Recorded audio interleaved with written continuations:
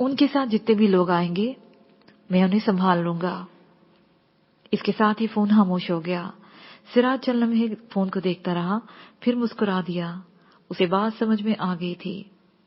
अंधेरा छा गया था। सिराज की बात हो गई थी। दूसरी जानब से आज रात ही काफले की वापसी थी। उसने मेरे सामने बड़ा ही पुरतकल्लफ खाना चुन दिया था। वहां पर मौजूद उसके अहम आदमी भी मौजूद थे। खाने के दौरान वो इन्हें बताता रहा कि बॉर्डर पार क्या बात हुई है और आज रात काफला वापस आएगा। खाने के बाद तक हम पुरानी यादों में खोए रहे, यहाँ तक कि हम तीनों ही रह गए। उसके बाद उसके बाकी साथी चले गए।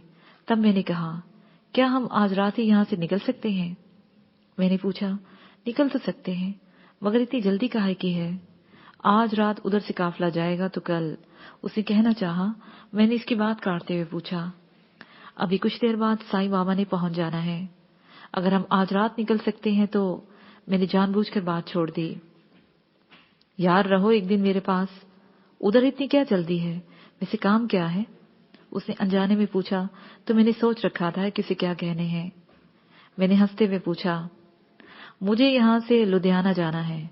वहां थोड़ा बहुत हिसाब किताब बाकी है। एक दिन ठहर के चले जाना। उसे आम से अंदाज में कहा, देखो जितनी जल्दी वहां पहुंचूंगा उतनी जल्दी मामला निपटा लूंगा। एक एक लम्हा कीमती है। मैंने इसे समझाया तो वो सोचते हुए बोला, अच्छा करता हूँ कुछ। उसने कहा और फोन पर अपने किसी खास आदमी को बुलाया। वो आ गया तो हमारे दरमियान बातें चल निकली।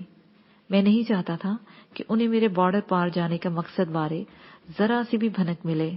उन्हें ख्याल भी नहीं आना चाहिए था। मुझे बहरहाल बाबा साईं का इंतजार था। उसके आते ही मुझे वहां से निकलना था।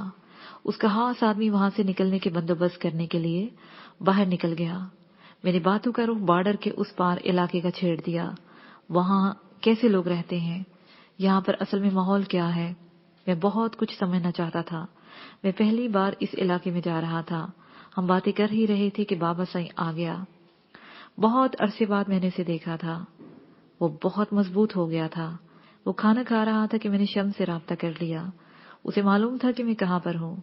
रात का दूसरा पहर खत्म हो गया जब सराज ढल्लों के हास आदमी का फोन आ गया। जीप वही हास बंदा चला रहा था। हम तीनों खामोशी से पीछे बैठे हुए थे। जानने के बायस उसने हेडलाइट्स रोशन नहीं की थी। उसकी ड्राइविंग से अंदाजा हो रहा था कि वो इस इलाके से वाकिफ ही नहीं बल्कि माहिर भी है। कुछ ही देर बाद हमें टावर दिखाई देने लगा जिसकी रोशनी घूम रही थी। बॉर्डर पर लगी बाड़ से रोशनी फैल रही थी। उसे जीप रोक दी, फिर हमारी जानब देखकर बोला, जनाब यहां से आपको पैदल ही निकलना होगा। थोड़े आगे जाकर क्रॉलिंग करना पड़ेगी। क्या इनसे बात हो गई है? मैंने पूछा। मैं तस्दीक करके ही आपको जाने दूंगा। वैसे सारा मामला मैंने सेट कर दिया था। ये कहते हुए उसने जेब से फोन निकाला और कॉल मिलाने लगा। चंद लम्हे बाद राब्ता होते ही बोला, हाँ जी हम तैयार हैं। फिर कुछ देर बाद बोला, ठीक है। ये कहते ही उसने फोन बंद किया और बोला, उधर से बात हो गई थी, रास्ता साफ है। अभी आधे घंटे में काफला आने वाला है, उसके साथ बंदे होंगे। जैसे ही काफला गेट से निकला उसी वक्त यहां से निकलना होगा। मेरा ख्याल है तब तक हम नजदीक हो जाते हैं। ठीक है, काफले का पता कैसे चलेगा? मैंने पूछा। वो बता देंगे। और हाँ, ये एक सेल फोन आप भी अपने पास रख लें, राब्ता रहेगा। ये उधर का ही सिम कार्ड है। उसने एक सेल फोन बढ़ा दिया तो जफरमंद ने वो सेल फोन पकड़ लिया। मैंने फासले का अंदाजा लगाया। अगर हम दौड़कर भी जाते तो वो फासला तकरीबन 15 मिनट में पार होना था। तब तक काफला निकल सकता था। मैंने यही फैसला किया कि करीब हूं। मैं जीप से उतरा तो वो जफरमंद के साथ बाबा साईं भी उतर आए। हमने सहरा में तवील सांस लिया और चल पड़े। हम जब सराज ढल्लों के डेरे से चले थे तो हमारे पास सिर्फ एक एक पिस्टल था। इसके अलावा हमारे पास कोई असला नहीं था। फालतू मैगजीन भी नहीं थे। ये सिर्फ सरहद पार करने के दौरान अगर कोई कार्रवाई करनी पड़ती तो रखे थे, वरना दूसरी जानब असले की कोई कमी नहीं थी। हम स्याह गेट से थोड़ा फासले पर पहुंच गए थे। हम झाड़ियों की आड़ में होते हुए आगे बढ़ रहे थे, यहां तक कि बिल्कुल गेट के पास पहुंच गए। हमें वहां बैठे हुए कुछ वक्त ही हुआ था। जफरमंद के पास पड़ा फोन बज उठा। उसने कॉल रिसीव की तो दूसरी जानब वही हास आदमी था। उसने बताया, کہ بس قافلہ قریب ہے تیار ہو جائے اور فون چلتا رہنے دیں۔ سامنے گیٹ کھلا اور 6 اونٹ نکلے، تبھی ہم آگے بڑھ گئے۔ بالکل گیٹ کے پاس پہنچے تو چند آدمی بھی نکلے۔ اس دوران ہم پار چلے گئے۔ سامنے دور دور تک کوئی شخص نہیں تھا، اگرچہ چاندنی تھی لیکن اس جانب اندھیرا زیادہ تھا۔ شاید سرچ لائٹس کی وجہ سے ہم ابھی پوری طرح دیکھ نہیں پا رہے تھے۔ ہم تیزی سے آگے بڑھتے چلے گئے۔ کافی دور جا کر میں نے ظفرمند سے کہا، دیکھو تمہارے اپنے فون پر سگنل ہے تو شمس کو کال کرو۔ اسے فون نکال کر دیکھا اور کہا ہاں ہے۔ اس نے کہا اور کال ملا دی۔ کال فوراً ریسیو ہوئی تو اس نے فون مجھے دے دیا تو میں نے کہا لوکیشن کا پتہ چل گیا؟ بالکل چل گیا۔ اب آپ نے اپنا فون آن کر لینا ہے اور میری بتائی ہوئی ڈائریکشن پر چلنا ہے، زیادہ نہیں، بس چند کلومیٹر چلنا پڑے گا۔ اوکے، تب تک شاید دن نکل آئے۔ ہاں، لیکن ہو سکتا ہے زیادہ نہ چلنا پڑے اگر آپ درست سمت میں رہے۔ اس نے کہا بس یہ دیکھ لو بیٹری ختم ہوگی تو رابطہ بھی ختم ہو جائے گا۔ میں نے ہنستے ہوئے کہا تو وہ بھی ہنس دیا، نہیں اب میں رابطہ ختم نہیں ہونے دوں گا۔ اس نے کہا اور بتانے لگا کہ میں نے کس سمت جانا ہے۔ میں اسی راہ پر چل پڑا۔ میرے پیچھے بابا سائیں اور اس سے کچھ فاصلے پر ظفرمند چلا رہا تھا۔ سورج نکل آیا تھا، ہر جانب روشنی پھیل گئی تھی۔ ہم کافی سفر کر چکے تھے، یہاں تک کہ ہمیں ایک پتلی سی سڑک دکھائی دینے لگی۔ ہم اس سڑک پر آ گئے جس کا سرا ہمیں دکھائی نہیں دے رہا تھا۔ سیاہ تارکول کی سڑک پر ہمیں کوئی بندہ بشر دکھائی نہیں دے رہا تھا، لیکن اسی وقت میرے کانوں میں شمس کی آواز ابھری، بس اسی سڑک تک آپ نے پہنچتا ہے، یہی رک جائیں، چند منٹ میں ایک ایک گاڑی آپ تک پہنچ جائے گی۔ یہ جگہ کون سی ہے؟ میں نے پوچھا۔ یہ سڑک ایک چھوٹے سے قصبے کھاجو والا تک لے کر جائے گی، وہاں تک پہنچے، وہاں جا کر سب کچھ سمجھ میں آ جائے گا۔ اس نے کہا ٹھیک ہے۔ میں نے کہا تو انہی منتظر لمحوں میں شمس کو میں نے سمجھا دیا کہ یہاں سے جانے والے بھارتیوں کے بارے میں کسے بتانا ہے، وہ کس کا شکار ہوں گے۔ کچھ دیر بعد دور ایک سیاہ نقطہ ہمیں دکھائی دیا جو لمحہ بلمحہ بڑا ہوتے ہوئے ایک کار کی صورت اختیار کر گیا۔ کچھ منٹ بعد وہ ہمارے پاس آ کر رکی۔ تبھی شمس نے بتایا کہ یہی سواری ہے۔ ہم نے ڈرائیور کو ایک نگاہ دیکھا، گہرے سانولے رنگ کا سخت جبڑوں والا شخص کے چہرے پر بلا کی سختی تھی۔ اس کی سرخ آنکھوں سے ہمیں دیکھا، پھر شاید مسکرایا بھی تھا، لیکن اس کی مسکراہٹ بھی خوفناک تھی۔ میں اس کے ساتھ بیٹھ گیا۔ ظفرمند اور بابا سائی اس کے پیچھے بیٹھ گئے اور کار چل دی۔ ہم کھاجو والا میں داخل ہوئے تو وہ ایک چھوٹا سا قصبہ تھا جسے پار کرنے میں چند منٹ لگے۔ تمام راستے ڈرائیور خاموش رہا تھا، اسے ایک لفظ بھی نہیں کہا تھا۔ مجھے بھی اس سے بات کرنے کی ضرورت نہیں تھی۔ تقریباً 20 منٹ کی مزید ڈرائیونگ کے بعد ایک جنگل نما علاقہ شروع ہو گیا۔ سڑک کے دائیں جانب ایک بڑا سا بورڈ لگا تھا جس پر کسی سائیں بابا کی تصویر تھی اور کسی آشرم کے بارے میں بتایا گیا تھا۔ ڈرائیور نے اس جانب کار گھما دی، تبھی پیچھے سے ظفرمند نے میرے کاندھے پر ہاتھ رکھا۔ اس کے ہاتھ کے دباؤ سے میں سمجھ گیا تھا کہ اس نے خطرہ محسوس کیا ہے۔ میں نے اس کے ہاتھ پر ہاتھ رکھ دیا۔ وہ سمجھ گیا کہ میں پرسکون ہوں۔ ذرا سی دیر کے بعد وہ آشرم کے سامنے جا رکا۔ ایک بڑا سارا گیٹ تھا جس کے باہر ایک ہجوم تھا۔ گیٹ بند تھا۔ میں نے وہاں لوگوں کو دیکھا، وہ بڑے سکون سے کھڑے تھے، شاید گیٹ کھلنے کے انتظار میں تھے۔ کار جیسے ہی گیٹ کے سامنے پہنچی، گیٹ کھل گیا۔ اندر بڑے بڑے سبز قطعات تھے، یوں لگ رہا تھا جیسے کسی مہاراجہ کی رہائش گاہ پر آگے۔ سامنے ایک بڑی سی عمارت تھی، ارد گرد کئی چھوٹی بڑی عمارتیں بنی ہوئی تھی۔ یہ دیکھ کر مجھے ذرا بھی حیرت نہیں ہو رہی تھی۔ میں سمجھ رہا تھا کہ یہ کیا معاملہ ہے، اس لیے مجھے کوئی حیرت نہیں تھی۔ ہندو دھرم میں محض رسومات ہے۔ بنیادی طور پر اس دھرم میں خوف پیدا کیا جاتا ہے۔ اتنے زیادہ خداؤں کی پوجا اسی لیے کرائی جاتی ہے کہ لوگ اسی چکر میں سے ہی نہ نکلیں گے۔ یہ خوف ان کے تحت شعور میں بیٹھ گیا ہے۔ ان کی کوئی بھی رسم اٹھا کر دیکھ لیں، اس کے اندر خوف پوشیدہ ہوتا ہے۔ یہ لوگ اپنی حفاظت کی خاطر ہی ساری رسمیں نبھاتے ہیں۔ دراصل جب آریہ نے یہاں کے باشندوں پر قبضہ کیا تو انہیں یہ خوف لاحق تھا کہ وہ مقامی لوگ اپنی شکست کو فتح میں تبدیل نہ کر لیں۔ اسی خوف سے ان برہمنوں کو دھرم میں ایسی ایسی باتیں پیدا کرنے کی ضرورت کا احساس دلایا جس میں صرف اور صرف انہی کی بقا ہو۔ انہوں نے اپنی قوم کو بھی نہیں بخشا۔ ذات پات کا دھرم بنا کر اپنے ہی قوم کو غلام بنا لیا، دھرم کی آڑ میں جبر کا نظام لاگو کر دیا جو آج تک جاری اور ساری ہے۔ جو قوم اپنے دھرم یا مذہب میں جبر شامل کر لیتی ہے وہ روحانی اور مادی طور پر ختم ہو کر مفلوج ہو جاتی ہے۔ دھرم میں پیدا گیری بنانا ان برہمنوں پر ختم ہے۔ صدیوں انہوں نے خوف کی کمائی کھانا شروع کر دی، سو یہ کاروبار ابھی بھی جاری اور ساری ہے۔ کوئی بھی اپنے آپ کو اپنی طاقت دکھا کر لوگوں کو بآسانی لوٹ سکتا تھا۔ کار پورچ میں رک چکی تھی۔ داخلی دروازے میں چند لوگ کھڑے تھے جنہوں نے گھیروے رنگ کے کپڑے پہنے ہوئے تھے، وہ ہمارے منتظر تھے۔ وہ ایک بڑا سا ہال تھا، فرش پر قیمتی سرخ قالین بچھے ہوئے تھے، روشنیوں کی مدد سے ماحول بڑا ہی ماورائی بنایا ہوا تھا۔ ہال کے سرے پر ایک چبوترا بنایا ہوا تھا جس پر بڑی منقش کرسی دھری ہوئی تھی۔ اس ہال کے اندر عمارت کے ساتھ ساتھ ایک ہیبت بھی طاری کرنے کی پوری کوشش کی گئی تھی۔ ہال کی دائیں دیوار کے ساتھ تھوڑے تھوڑے فاصلے پر گھیروے رنگ کے کپڑے پہنے عورتیں کھڑی تھیں، اسی طرح بائیں جانب گھیروے رنگ کے کپڑوں میں مرد کھڑے تھے۔ چبوترے پر کچھ لڑکیاں تھیں جنہوں نے کپڑے تو گھیروے ہی پہنے ہوئے تھے لیکن وہ آدھی سے زیادہ برہنہ تھی۔ وہ سب گرو کے چیلے اور چیلیاں تھیں۔ ان کے سروں کے اوپر مختلف بھگوانوں کی اور اساطیری کہانیوں کے کرداروں کی تصویریں لگی ہوئی تھی۔ ہال خالی تھا، سامنے گرو بھی نہیں بیٹھا ہوا تھا۔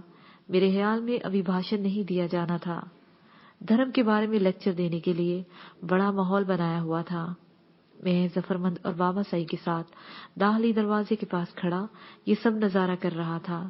اتنے میں ہال کے دائیں سرے پر موجود دروازے میں سے ایک مضبوط بدن کا ادھیڑ عمر شخص تیزی سے میری جانب آنے لگا۔ اس کے پیچھے دو لڑکیاں تھیں جو سفید لباس میں تھیں، بالکل ویسی ہی لگ رہی تھی جیسے تصویروں میں کرشن کی گوپیاں دکھائی دیتی ہیں۔ وہ میرے قریب آ کر بڑے ادب سے ہاتھ جوڑ کر نمسکار کرتے ہوئے بولا، مہاراج آپ کو یاد کر رہے ہیں، چلو۔ میں نے کہتے ہوئے ہاتھ سے چلنے کا اشارہ کیا تو وہ میرے آگے چل دیا اور لڑکیاں ظفرمند اور بابا سائی کے پیچھے چل پڑیں۔ ہال سے نکل کر ہم باہر راہداری میں آئے، اس کے ساتھ ہی ایک عمارت تھی، ہم اس میں چلے گئے۔ ایک شاندار لاؤنج تھا جو بڑے قیمتی ساز و سامان سے سجا ہوا تھا۔ ادھیڑ عمر نے ظفرمند اور بابا سائی کو وہیں بیٹھنے کا کہا اور مجھے ساتھ چلنے کا اشارہ کیا گیا۔ انہیں پتا تھا، اس لیے خاموشی سے وہیں صوفوں پر بیٹھ گئے۔ میں اندر گیا تو سامنے ایک کمرے کا دروازہ کھول کر مجھے اندر جانے کا بڑا مؤدب اشارہ کیا گیا۔ میں اندر گیا تو ایک بڑے سارے کمرے میں ایک قیمتی قالین پر سفید چادر بچھائے گرو بیٹھا تھا۔ مجھے دیکھتے ہی وہ کھڑا ہو گیا۔ وہ پہلی نگاہ میں پہچانا نہیں جا رہا تھا۔ دو سفید چادروں میں لپٹا ہوا، اس نے بال، داڑھی، مونچھیں بے تحاشا بڑھائی ہوئی تھی، گویا کبھی اس نے بال ترشوائے ہی نہیں تھے۔ اس نے اشارے سے دروازہ بند کرنے کو کہا اور پھر سیدھا میری جانب آیا۔ اسے آتے ہی میرے گھٹنوں کو ہاتھ لگایا اور پھر گلے ملتے ہوئے بولا، بہت پھنسایا ہوا ہے آپ نے مجھے، بھگوان قسم اپنی تو لائف ہی ختم ہو کر رہ گئی ہے۔ چل جھوٹا، عیاشی کر رہا ہے۔ میں نے اسے خود سے الگ کرتے ہوئے کہا، یہ تو ہے، دولت، طاقت، عزت، یہاں تک کہ لوگ میری پوجا کرتے ہیں، پر اپنی ساری آزادی ختم ہو کر رہ گئی ہے۔ نہ کہیں جا سکتا ہوں، نہ کہیں اپنی مرضی سے اس کمرے سے باہر قدم رکھ سکتا ہوں۔ اتنا پروٹوکول کہ جی گھبرانے لگتا ہے۔ ہر وقت چاروں جانب لوگ جن میں گرو بن کر رہنا بہت مشکل ہے، جان سولی پر لٹکانے والی بات ہے، اس نے کہا اور مجھے لے کر اسی سفید چادر پر بیٹھ گیا۔ بس میرا کام ہو جانے دے، پھر تجھے آزادی مل جائے گی۔ اتنے دنوں میں سارا مال اکٹھا کر لے جتنا ہے تمہارے پاس، باقی زندگی کسی دوسرے ملک میں سکون سے گزار دینا۔ میں نے مسکراتے ہوئے کہا، میں اب تک یہ نہیں سمجھا آپ کو یہاں ایسا کیا کام ہو سکتا ہے جس کے لیے آپ کو خود آنا پڑا؟ اس نے الجھتے ہوئے پوچھا۔ یار مجھے بھی نہیں پتا، سامنے ہوتا نا اس کا کچھ نہ کچھ کر لیتے، لیکن ابھی مجھے تلاش بھی کرنا ہے۔ خیر وقت کے ساتھ ساتھ سب پتہ چل جائے گا، سارا کام تم ہی نہیں تو کرنا ہے۔ میں نے کہا تو وہ مسکرا دیا۔ چلو ٹھیک ہے، اس نے کہا تو میں نے پھر اسے غور سے دیکھا۔ وہ کافی صحت مند ہو گیا تھا، میں نے اسے کافی دیر بعد دیکھا تھا۔ اصل میں وہ سندر لال تھا، بہت پہلے उसका बाप जोगी बाबा नूर नगर के इलाके में मुझे कत्ल करने के इरादे से आया था, फिर वहीं का होकर रह गया था। ये सुंदर लाल वहां पहुंचा और बाप को लेकर चला गया था। जाते हुए उसने मेरे साथ वादा किया था कि वो मेरा वफादार रहेगा। तब से वो अपना वादा निभा रहा था। वो जहर का माहिर था। इसी में उसने बहुत सारे तजर्बात किए थे, बहुत सारी नई नई चीजें बनाई थी जिन्हें हिंदू इसका चमत्कार ही मानते थे, लेकिन इसे कुछ भी नहीं मिल रहा था। वही एक आम आदमी जैसी जिंदगी गुजार रहा था। उसकी मेहनतों का सिला नहीं मिला तो एक दिन उसने मुझसे यही गिला किया। मैंने उसे मशवरा दिया कि वो गुरु बन जाए। सिर्फ 3.5 बरस कबल की कलील मुद्दत में उसने ये आश्रम बना लिया था। वो इतनी तेजी से तरक्की कर गया कि उसने ख्वाबों में भी इतनी दौलत नहीं देखी थी। बाद में यही सुंदर लाल मेरे बड़े काम आता रहा था। क्या देख रहे हैं? उसने मुस्कुराते हुए पूछा। देख रहा हूं, अंदर से तो काफी मुतमईन हो। मैंने मुस्कुराते हुए कहा, हाँ, पत्नी और बच्चे मैंने कुछ ही अरसे बाद ही अमेरिका भिजवा दिए थे।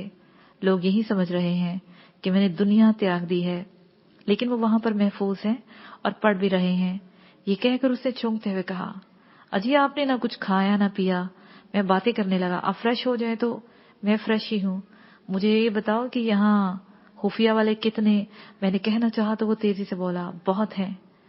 समझे उनकी निगाहों के सामने रहते हैं। मैं यही सोच रहा था कि आपके बारे में क्या बताऊंगा। वो आम अवाम भी होते हैं, उन चेलों में भी हैं, लेकिन मैंने सोच लिया हुआ है। मैंने उसे बताया, मुझे भी बता दे। उसने कहा, देखो वो मेरे साथ साईं बाबा हैं। तुमने उनके बारे में बताना है कि वो बड़े पहुंचे हुए जोगी हैं और हम दोनों तालिब। मेरे साथ जो तीसरा बंदा है जफरमंद, वो और मैं जोगी के बालिक हैं। अब हमारा नाम जो भी तय कर लें, हमने यहाँ रहना है और अपना नेटवर्क बनाना है। हमें यहाँ से इलाके से कुछ तलाश करना है। मतलब उस बाबा जोगी को एक अलग थलग जगह दे दो, हम उसके साथ रहेंगे। मशहूर यही करना है कि वो तुमसे कुछ दान लेने, तपस्या करने और अपनी शक्ति बढ़ाने को यहाँ आया है। फिर तो उसे कुछ ऐसा वैसा दिखाना पड़ेगा जिससे लोग और ये चेलें उसे कहना चाहा तो मैं बोला, मैं जो हूं मैं सब संभाल लूंगा। यहां से भी बालक जुड़ेंगे उसके साथ। मैंने इसे सारा मामला समझाया तो वो सर हिलाकर रह गया। इतने में दरवाजे पर हल्की सी दस्तक हुई और वही उधेड़ुमर अंदर आ गया। उसके साथ बाबा साईं और जफरमंद भी था। मैं काफी मुअद्दब हो गया। हमारे सामने चादर बिछा दी गई, खाना चुन दिया गया। हमने खूब सैर होकर खाया। फिर वही उधेड़ुमर हमें गुरुलाल के हुक्म पर एक ऐसी इमारत में ले गया जो अच्छा खासा सहूलियात वाला बेहतरीन घर था। मैं और वो दोनों जाते ही सो गए। शाम होते ही हमें सफेद रंग की धोती और कुर्ते दे दिए गए। हमने फ्रेश होकर वो पहन लिए। बाबा साईं के गले में बड़े बड़े नगीनों वाली माला पहना दी गई थी। हमें फिर से गुरुलाल के यहाँ बुलवा लिया गया। इस बार सारा प्रोटोकॉल बाबा साईं ही को था। लाउंज में से होकर हम गुरुलाल के कमरे तक जा पहुंचे, जहाँ खुशबूदार चाय हमारी मुंतजिर थी। वहां पर चाय पीने के दौरान मैंने उसे बताया कि मैं किस लिए यहाँ पर हूँ, यहाँ कोई मरकज है। वो सुनता रहा। उसके चेहरे पर अजीब सी कैफियत फैल गई जिसे मैं कोई नाम नहीं दे सका। हमारी ये बातें रात के तक जारी रहीं। उसे यही बताया कि उसके इलाके में फौजी मशकें तो होती हैं, 1-2 मरकज भी हैं, लेकिन कोई बहुत बड़ा तरबियती कैंप अब तक उसके इल्म में नहीं आया। नया पैराग्राफ। हरमिंदर साहब को रात के पिछले पहर धोया जा चुका था। ज्ञानी की ग्रंथ साहब पढ़ने की आवाज गूंज रही थी। इन्हीं लम्हात में दरबार साहब हॉस्टल के एक कमरे में गुरमीत सिंह सफेद चादर ओढ़े बैठा हुआ था। उसके सामने चंद नौजवान बैठे हुए उसकी बातें सुन रहे थे। उनमें से किसी के भी केस नहीं थे। पहली निगाह में कोई उन्हें सिख के तौर पर पहचान नहीं सकता था। गुरमीत सिंह अपनी बात मुकम्मल कर चुका था। उनके दरमियान खामोशी ठहरी हुई थी। तभी उसने सबकी जानिब देखा और फिर धीमे से अंदाज में पूछा, ये तय है कि रास्ता आप लोगों ने चुनना है। जिसने गुरु गोविंद महाराज के हुक्म पर चलना है वो 10 बजे तक वापस आ जाए। यहाँ से अगला पड़ाव होगा और जो लोग अपना रास्ता चुनना चाहते हैं वो वापस पलट कर यहाँ न आए। वो अपने अंदाज में गुरु सेवा कर ले। ये कहकर वो उठने लगा तो उसके सामने बैठा हुआ नौजवान बोला, गुरमीत भाई, यहाँ से कोई भी नहीं जाने वाला। हम अगर यहाँ आए हैं तो जाने के लिए नहीं आए। پھر بھی ایک موقع دیا جانا چاہیے. مسلمانوں میں ایک بہت بڑے انسان گزرے ہیں. ان کا نام ہے امام حسین. انہوں نے کربلا کے صحرا میں اپنے ساتھیوں کو یہ موقع دیا تھا. میں چاہتا ہوں یہ سب کو موقع ملے تو پھر انہی کی طرح چراغ بجھا دے, بتی بند کر دے, جو جانا چاہے چلا جائے. ایک نوجوان نے بڑے جذباتی انداز میں بولا تو کہا, میرے خیال میں موقع ملنا چاہیے. اس سے کوئی گلہ نہیں ہوگا, کوئی شکوہ نہیں ہوگا. ہم اسے بالکل بھول جائیں گے, یوں جیسے وہ کبھی ہمارے ساتھ تھا ہی نہیں. وہ کہتے ہوئے کھڑا ہو گیا, پھر لمحہ بھر ٹھہر کر کمرے سے باہر چلا گیا. اس کے پیچھے وہ ایک ایک کر کے کمرے سے باہر چلے گئے. وہ سبھی دربار صاحب میں جا کر پھیل گئے. بظاہر کوئی بھی سامنے نہیں تھا. وہ مختلف جگہوں پر اپنی عبادت کرتے رہے. گرمیت سنگھ لنگر ہانے سے ہو کر جب واپس کمرے میں آیا تو 10 بجنے میں چند منٹ پڑے تھے. وہ ویسے ہی آ کر دیوار سے ٹیک لگا کر بیٹھ گیا. کچھ ہی دیر بعد ایک ایک کر کے نوجوان کمرے میں داخل ہوتے گئے, یہاں تک کہ ایک کے سوا باقی سارے آ گئے. سب نے محسوس کیا لیکن بولا کوئی نہیں. سبھی سمجھ رہے تھے کہ وہ ساتھی ان کی زندگیوں میں سے اب حرف غلط کی طرح مٹ گیا ہے. تقریباً 15 منٹ کی خاموشی کے بعد گرمیت سنگھ بولا, ہم نے آج یہاں سے نکلنا ہے اور ہمارا اگلا پڑاؤ جو بھی ہوگا وہ ہمیں پیغام مل جائے گا. سب نے کل صبح تک پہنچ جانا ہے, وہیں سے ہمیں آگے کی ساری جانکاری ملے گی. بالکل ٹھیک ہے, تقریباً سبھی نے یک زبان ہو کر کہا. اپنے سیل فون سب نے آن رکھنے ہیں, اسی سے رابطہ رہے گا, گرمیت سنگھ نے کہا اور اس کے ساتھ ہی فتح بلا دی. باقی سب نے بھی بلائی اور ایک ایک کر کے سبھی چلے گئے. گرمیت تھوڑی دیر بیٹھا رہا, پھر نکلنے کے لیے تیار ہونے لگا. اسی رات کی صبح ہو رہی تھی جب وہ سارے ایک دوسرے سے اجنبی بنے سورت گڑھ ریلوے اسٹیشن پر جمع تھے. یہاں تک کہ وہ مختلف طرح آئے تھے. کوئی لدھیانے گاڑی سے سوار ہوا تھا تو کوئی جالندھر سے. انہیں یہ ہدایات مل گئی تھی کہ وہ شہر میں جائیں اور مختلف جگہوں سے کھا پی کر جوالا اور راولا منڈی کے درمیانی بنے ایک ہندو آشرم میں پہنچنا ہے. چونکہ ان میں سے کسی کے بھی کیس نہیں تھے, اس لیے وہ ایک سکھ کے طور پر پہچانے نہیں جا سکتے تھے. دن نکلنے کی نیلگو روشنی اب سفید ہو چکی تھی. وہ سورت گڑھ میں جانے کے لیے ریلوے اسٹیشن سے باہر نکل کھڑے ہوئے. انہیں دوپہر سے پہلے آشرم پہنچنا تھا. نیا پیراگراف. اگلی صبح ہم ناشتہ کر چکے تھے کہ ہمیں ملنے والی ایک حسین خاتون آ گئی. اس کا سرخ و سفید چہرہ, گلابی سرخ ہونٹ اور سیاہ بھویں فوراً ہی اس کی جانب متوجہ کر لیتی تھی. اس نے آتے ہی نمسکار کیا اور بابا سائی کے سامنے کھڑی ہو گئی. بابا سائی زیر لب مسکرا دیے. وہ جھکی اور بابا کے سامنے سر جھکا دیا. بابا نے پیار سے اس کے سر پر ہاتھ پھیرا تو وہ قالین پر بیٹھ گئی.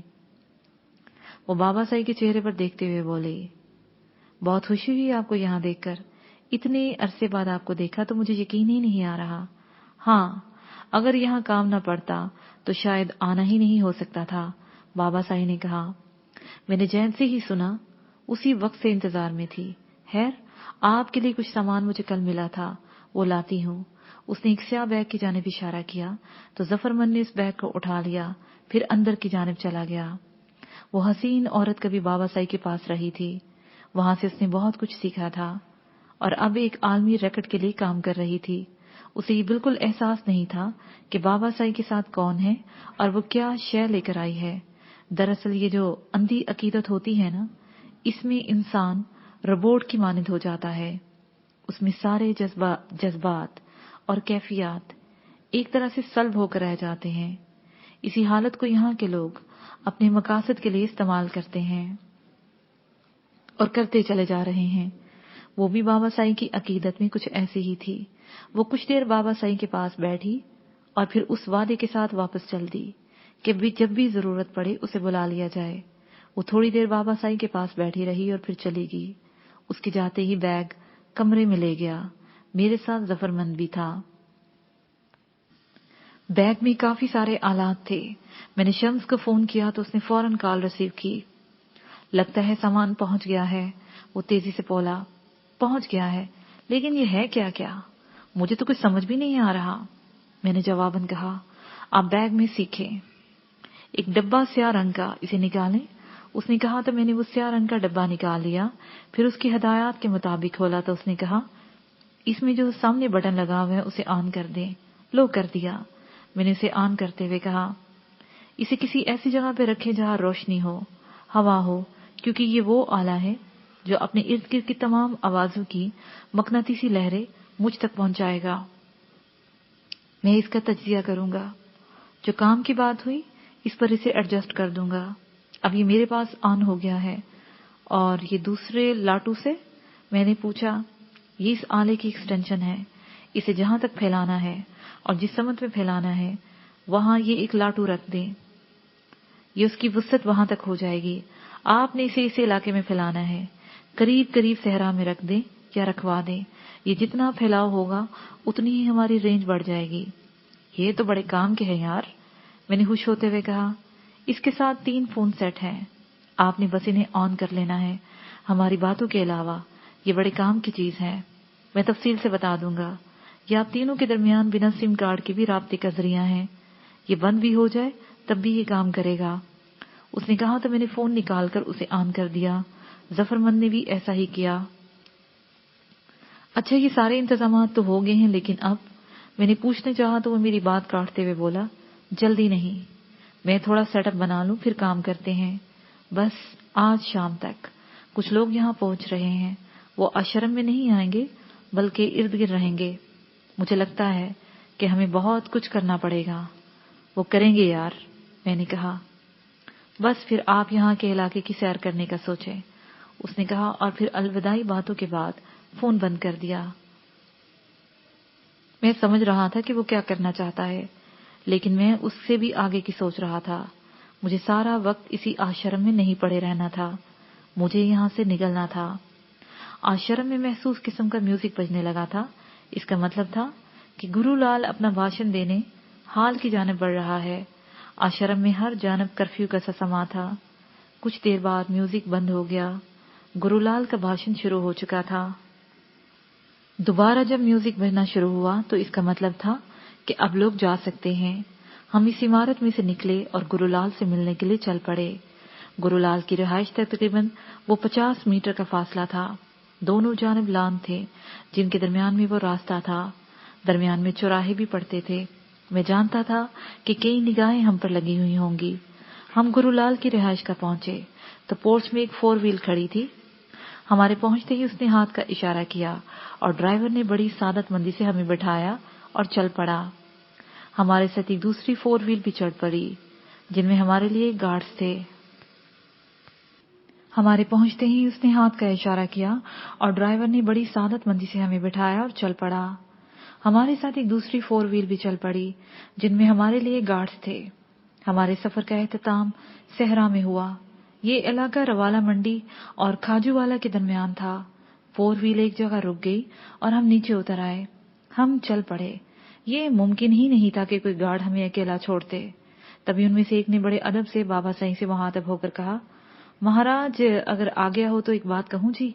हाँ बोलो, उसने कहा। अगर आप हमें बता दें यहाँ आने का मकसद। हम इस इलाके से पूरी तरह वाकिफ हैं। हमें एक बूटी की तलाश है। ये कहकर उसने एक बूटी का नाम लिया और फिर उसकी निशानी बताने लगा, जिस बूटी का वजूद ही नहीं था। वो कहाँ से मिलनी थी? जरा सी बहस के बाद वो खामोश हो गया और हम चल पड़े। गार्ड से अगर कहा भी जाता कि वो हमारे साथ न आए, तब भी उन्होंने आना ही था। हम पर निगाह रखनी थी, इसलिए उनसे कहा ही नहीं कि बल्कि साथ आने दिया। हम चलते चले जा रहे थे। हमारा मकसद वो लाटूनुमा आला वहीं कहीं लगाना था। हम जितना दूर जा सकते थे उतना ही अच्छा था। हम पैदल चलते चले जा रहे थे कि एक झुंडनुमा सहराई दरख्त के नीचे काफी सारे चंद लोग जमा थे। कहने को तो वो अपने आप को साधु कहते थे, लेकिन वो भंग पीने वाले थे। वो मवाली किस्म के लोग बैठे हुए भंग घोट रहे थे। हमें देखते ही हरे रामा हरे कृष्णा के नारे लगाने लगे। मैं जानता था कि इस वीराने में यूं ही नहीं बैठे थे। इस सहराई इलाके में फोर्सेस की आंखें और कान थे। हमारे प्रोटोकॉल को देखकर उन्हें हमारे में जानना तो था। मैंने साईं बाबा को देखा और महसूस इशारा किया। हम उनकी जानिब बढ़ गए। गार्ड्स कुछ फासले पर खड़े थे। हम उनके दायरा में एक जगह पर बैठ गए। दरमियान में एक बड़ा सारा कूंडा था, जिसमें भंग तकरीबन तैयार थी। उनमें से एक गंदमी रंगत वाला मुसाफिर हमारा जायजा ले रहा था। इसके साथ ही ये पार्ट अपने इख्तिताम को पहुंचा।